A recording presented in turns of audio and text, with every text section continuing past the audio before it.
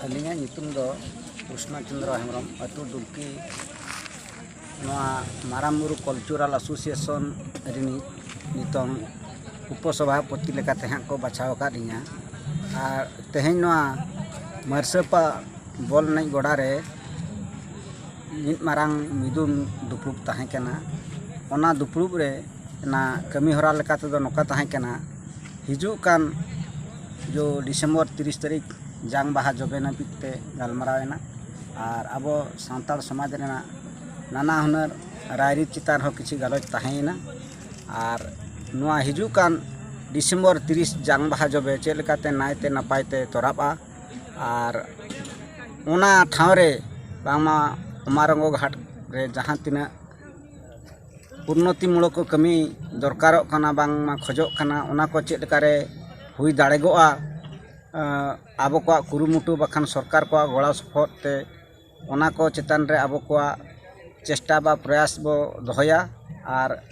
विश्वास मेना बखान पतियो तबो मेना आबो नोआ भरिये किछि बो गो आकात तालारे आशायाबो नोआ अमारंगो घाटना चेलकारे डेवलपमेंट हुआ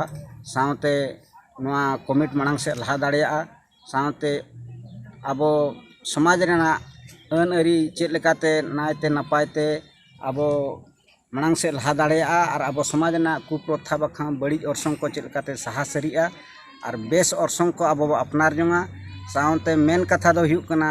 ओलो पड़ात बंखान सिखनत को चेलकारे मांग से लहा और एटा सावता लेका आबो उनको तुरुज तेबो सेटरोआ और आबो को तलारे ओना कटिज मटिज कथा रे जो भूल बुझामणा को तहन कना ओना चेलकारे सलहेआ ओना को चेतान रे गालमारा तहें कना आदो ओना जाहो अड़ी संगे माझी हपन को सावता दरदिया बयहा को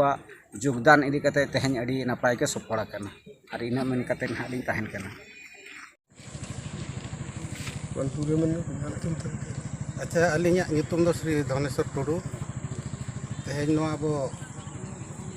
मुकम पहाटा खन मांझी बाबा को सपोर्ट इदी कते तेहें प्रेसिडेंट को सिलेक्ट कर दिया और नोआ मुकम आगामी दिन रे चेल लका भगीते चलुआ ओना ना अब दिस दो और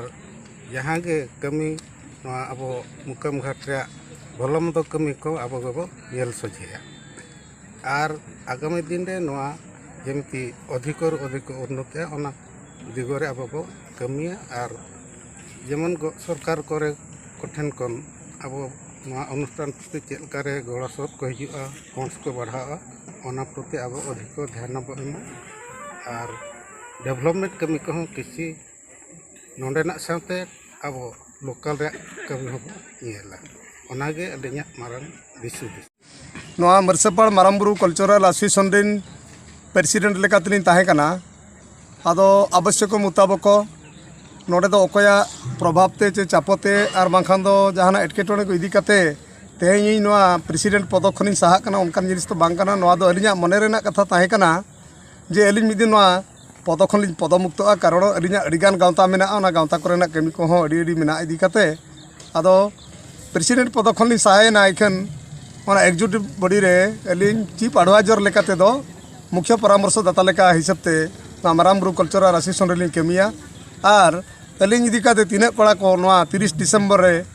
गड़ो सपोर्ट को एमो ओना बखराते हो जोरदार अभियान लिंग दो गया मेनते इन पठा खनिन मेनेआ और सरहाव किने नितो जहां आबरिन जहां नवा सभापति लेकाते मान चक्री खन रिटायर कना कि नितो किन अड़ी भगी सही अब किन कमी कुरुमुटु किन लहाया मेनते इन साव इन और ओना पठा इन पठा खना किन अड़ी गुण बनाव सरहाव सावते और गड़ो सपोर्ट हमें किन गया जेमन ना मरसेपाड़ कल्चरल एसोसिएशन तुपुने गया गंगा घाट रे नेस अड़ी नपाय तो हुयुमा और ना पड़ोसी मुकम जहाँ मेना उनको मुकम को हिस्से सुये बगी काते हिस्से निस्से बगी काते गड़ो सपोर्ट को एमोमा और जेमन सावता को तो मिटान लिंजिन गड़ा दार के बो उमुमा अब जीवी दो लिंजिन गड़ा दार बो जबे लेखन दो ओगम दरिया दाते कराम सिरम दारे बुटते गार सेन रुड़मा और अब चेतान हिस्से सुये निस्से हिस्से बो बगीमा ओनागे मूल मंत्र दो इन पठा सेट खना मेन काते इना मने रेना कथा आपे मान को तेहें नोडे मरसेपाड़ बलपुड़िया गड़ा रे दुपुड़ मिदुन हुई कना नो मिदुन रे सालाम को जहां भोज छेटे कना जतो को गे ᱤᱧ ᱯᱟᱴᱟ ᱠᱷᱚᱱᱟᱜ ᱟᱨ ᱢᱤᱫ ᱫᱷᱟᱣ ᱟᱯᱮ ᱢᱟᱱ ᱠᱚ ᱥᱟᱱᱟᱢ ᱠᱚ ᱤᱧ ᱯᱟᱴᱟ ᱠᱷᱚᱱᱟᱜ ᱜᱩᱱ ᱢᱟᱱᱟᱣ ᱥᱟᱨᱦᱟᱣ ᱮᱢ ᱠᱟᱛᱮ ᱤᱧᱟᱹᱜ ᱢᱚᱱᱮ ᱨᱮᱱᱟᱜ ᱠᱟᱛᱷᱟ ᱱᱚᱰᱮ ᱜᱤᱧ ᱢᱩᱪᱟᱹᱫ ᱠᱮᱫ। ᱛᱮᱦᱮᱧᱚᱜ ᱤᱧᱟᱹᱜ ᱧᱩᱛᱩᱢ ᱦᱩᱭᱩᱜ ᱠᱟᱱᱟ ᱢᱟᱹᱨᱥᱟᱹᱯᱟᱲ ᱢᱩᱠᱟᱹᱢ ᱨᱤᱱᱤᱡ ᱢᱩᱠᱟᱹᱢ ᱢᱟᱹᱡᱷᱤ। ᱫᱩᱯᱲᱩᱵ ᱱᱚᱰᱮ ᱫᱚᱦᱚ ᱞᱮᱫ ᱛᱟᱦᱮᱸ ᱠᱟᱱᱟᱞᱮ ᱟᱞᱮ ᱱᱤᱛᱚᱝ ᱢᱟᱲᱟᱝ ᱥᱮᱱ ᱡᱟᱦᱟᱸ ᱵᱟᱝ ᱡᱟᱝ ᱵᱟᱦᱟ ᱛᱩᱯᱩᱭ ᱞᱟᱹᱜᱤᱫ ᱥᱟᱯᱲᱟᱣ ᱫᱩᱯᱲᱩᱵ ᱛᱮᱦᱮᱧ ᱱᱚᱰᱮ ᱞᱮ ᱫᱚᱦᱚ ᱞᱮᱫ ᱛᱟᱦᱮᱸ ᱠᱟᱱᱟ। ᱥᱟᱱᱟᱢ ᱢᱟᱹᱡᱷᱤ ᱠᱚ 120ᱴᱤ ᱢᱟᱹᱡᱷᱤ ko ᱥᱮᱴᱮᱨ ᱞᱮᱱ ᱛᱟᱦᱮᱸ ᱠᱟᱱᱟ। ᱚᱱᱟ ᱞᱮᱠᱟᱛᱮ ᱡᱟᱣ ᱜᱟᱞᱚᱪ ᱜᱚᱴᱟ ᱠᱮᱜᱼᱟ ᱞᱮ ᱡᱮ ᱵᱟᱝᱟ ᱱᱟᱯᱟᱭ ᱥᱟᱺᱦᱤᱡ ᱛᱮ ᱦᱩᱭᱩᱜ ᱢᱟ ᱟᱵᱚ ᱡᱟᱝ ᱵᱟᱦᱟ ᱛᱩᱯᱩ ᱫᱚ। ᱟᱨ ᱰᱤᱥᱮᱢᱵᱚᱨ 30 ᱛᱟᱹᱨᱤᱠᱷ ᱦᱤᱞᱳᱜ ᱡᱟᱝ ᱵᱟᱦᱟ ᱛᱩᱯᱩᱜᱼᱟ। ᱤᱱᱟᱹ ᱦᱤᱞᱳᱜ ᱫᱚ ᱥᱟᱱᱟᱢ ᱢᱟᱹᱡᱷᱤ ᱠᱚᱜᱮ ᱨᱮᱞᱟᱣ ᱦᱤᱡᱩᱜ ᱟᱠᱚ ᱵᱟᱝᱢᱟ ᱠᱚᱢᱤᱴᱤ ᱢᱮᱢᱵᱟᱨ ᱠᱚ ᱡᱮᱛᱮ ᱠᱚ ᱨᱮᱞᱟᱣ ᱦᱤᱡᱩᱜᱼᱟ। ᱢᱟ ᱛᱚᱵᱮ ᱤᱱᱠᱟᱹ ᱜᱮ ᱡᱚᱦᱟᱨ।